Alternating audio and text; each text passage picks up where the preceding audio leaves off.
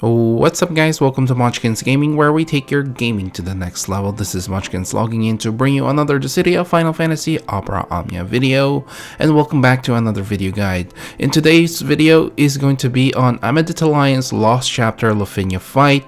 So before we do start, like and subscribe if you haven't already. It does help the channel and I really do appreciate it. And I know this video is late, so without further ado, let's start this video. As always, we'll start this off on how to deal with the Lufenia orb, which actually starts at the start of the fight and will disappear when you hit less than 30% of the boss's HP. You get the Lufenia orb by basically just recovering your HP with a regen effect. So you'll get 3 Lufenia orb counter for this. Characters that can do this are Gladio, Pinello, Deuce, and Mog, who just recently came out. Normally I don't include the characters that come out after the event itself, but since this video is late, I might as well put him there. Next is how the fight works. Now, this is a pretty simple fight. The boss just likes to hide in the shell from time to time, which basically just reduces the brave damage taken. They also like to delay your party with their abilities. Most of their abilities are going to delay your team, and I do believe some of them actually reduces your speed as well by applying a speed down debuff. They also have like this basically like a field effect delay, so no matter what you're gonna do, you just expect to be delayed by 1 turn. And there is also a plus variant of this field effect, but it only applies when you basically kill one of the boss. They will actually use the plus variant, which will delay your turns by 2. So the best way to deal with this is basically just kill them almost at the same time. The bosses also can absorb the holy and the earth element and has a double resistance to the range of I was gonna say ability, but attacks. Alright, now let's talk about how you're gonna deal with this fight. First of all, having instant break characters will definitely help. Especially when the boss basically hides in their shell, because they are going to reduce the amount of your brave damage. Now, it's not completely necessary, but it's something that you may want to consider. Again, characters like Bronth, recently we've got Trey that can do that with a debuff.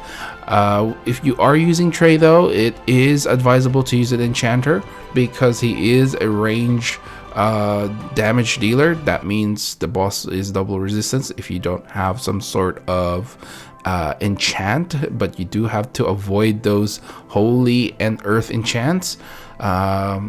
You know, and there's among others like Ramza that can do instant break, and someone that I actually don't mention enough when it comes to you know, instant break, I believe Jax LD can do instant break as well. So yeah, he is another one of those choices that you may want to consider bringing instead of just his call being a call ability. So yeah, things like that.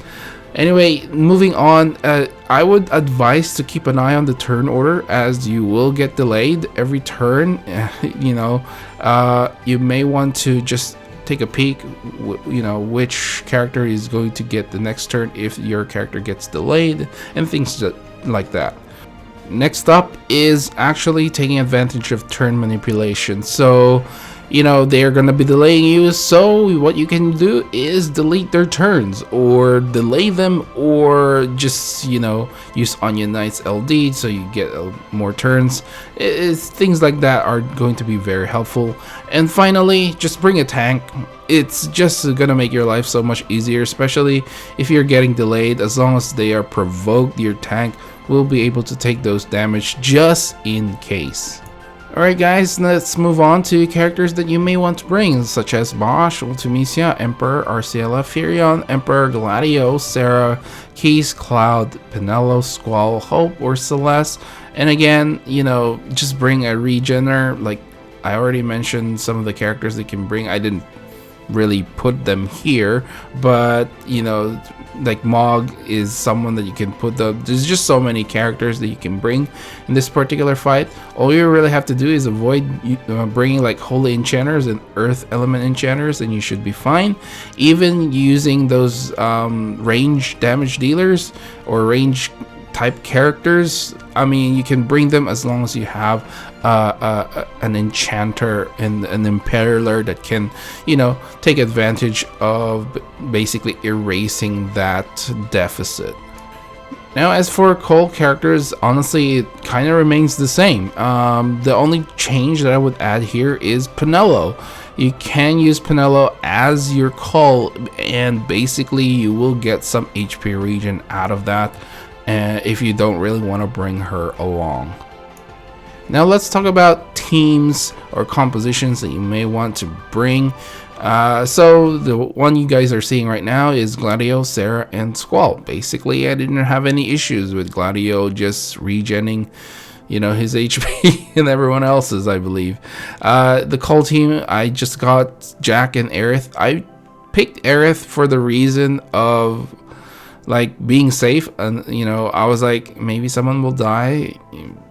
Hey, at least I got Aerith. Support, I've got Terra, and summon, I went with Ramu because, you know, like Paralyze is really good. Now the next team is going to take advantage of Amidetalion, and you got Penelo for the region and Terra for obviously the damage. Call team, Jack, Ramza, and Squall. For support, I picked out Ramza for this one. It's because of the delay. It's not actually a bad idea to use him here. Summon is going to be Ramu. Finally, for the last team, I have Lightning, Terra, and Kryle. This team is basically going to take advantage of the obviously turn manipulation from Lightning, and Kryle can inflict paralysis as well. And Terra obviously is a very good choice in this fight as well. Just like Lightning, she can have multiple turns. So basically, you will have, even if the boss gets the next turn because of the delay, basically your characters will still get the next turn because of the multiple turns that they get with their LD. Call team is Anya Knight, Jack, and Hope. Support again Ramza, and summon Ramu. Alright guys, we're finally towards the end of this video, and of course my final thoughts about this fight. Honestly, I don't think this fight is that difficult. The Lufenia orb, you know, counter is not that hard to achieve, especially with just having some sort of regen in your team. I do feel like, you know, lately it's just been a little bit of a cruisy Lufenia fights, but hey, I'll take that anytime. You know, it just makes it so much easier for me, especially if my videos are late and because I don't get the time to actually attempt the Lufenia fight. I mean, I've attempted this in the JP version, but obviously I kind of like cheese most of the early Lufenia fights in JP because I had very strong characters that can just bypass all of this Lufenia orb counters. So anyway, overall the fight itself isn't that hard. I would probably put it in the easy department, at least in terms of the others. Maybe some people might find this a little bit harder, but I do find the fight itself not too bad at all. Anyway guys, that's it for this video. Please do remember to click like and subscribe once again if you haven't already. It does help the channel. I would really appreciate it as well if you actually share this video to a friend. Follow me on Twitter and on Facebook at Munchkins Gaming. Leave down in the comments below your team and your strategy. And yeah, this is Munchkins logging off. Thank you very much for watching, and I'll see you guys in the next level.